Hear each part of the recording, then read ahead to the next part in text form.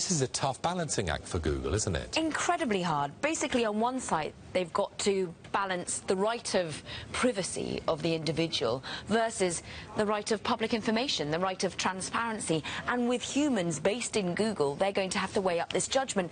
It's pretty phenomenal, this landmark case in the EU. Basically, it's the right to be forgotten. You can now, say you view that there's a link on the internet, if you're based in Europe, that goes to outdated, damaging information that you'd rather people didn't know. You can, from today, go to an online document that Google has put up on its website. You need to give the URL, so you need to give the address, the link. You need to give your home country, and then you need to give your reason as to why you think it should no longer be on the internet, on the Google search. And Google, with humans, with people in a room, will examine this and decide whether you're right or not. If they can't decide, it will then go on to data protection agencies. Germany is so worried about this, they're setting up perhaps a whole new realm of courts because they think they're going to be deluged as well by Google passing on, other web search giants passing on these sorts of concerns. But it is a difficult weighing up because, of course, you know, what if you have countries that are trying to suppress information, you know, corrupt officials? We need to know about these sorts of bits of information they see.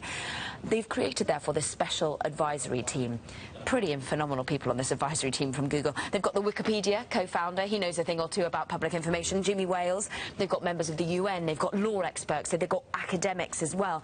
And as one Oxford University academic who's on this board has said, this is the analysis of ethical and legal challenges to the web. And he says, look, it's also going to be basically quite a philosophical debate. And as well as abiding by the rules, it is fighting back, isn't it? It is. There's a fascinating interview with Larry Page, the chief executive, with the Financial Times this morning. Great piece. And Larry Page is basically saying, look, this could suppress growth in startups. We are huge. We've got the money, we've got the expertise to bring on board and tackle these sorts of difficult regulations as we start to regulate the web, as we so should. But this layer of complexity is going to make it much harder for a startup that might only have 1, 2, 3 employees. How do they navigate this new world in Europe? Also, more worryingly, arguably more worryingly, as I said, does it strengthen the hand of repressive governments? Does it mean that they can suppress information even more? That is a key concern if this goes viral, for want of a better expression, from not just Europe, but perhaps being imposed in the United States as well. But also Larry Page is humble.